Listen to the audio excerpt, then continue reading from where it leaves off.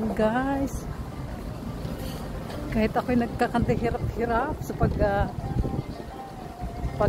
tawag dito,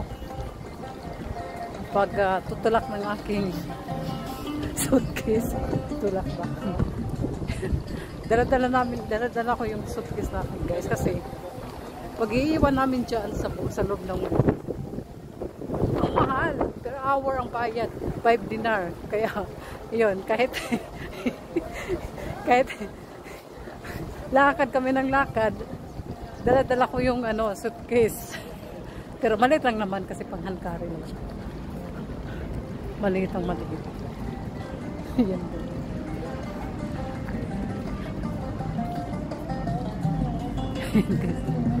Wala.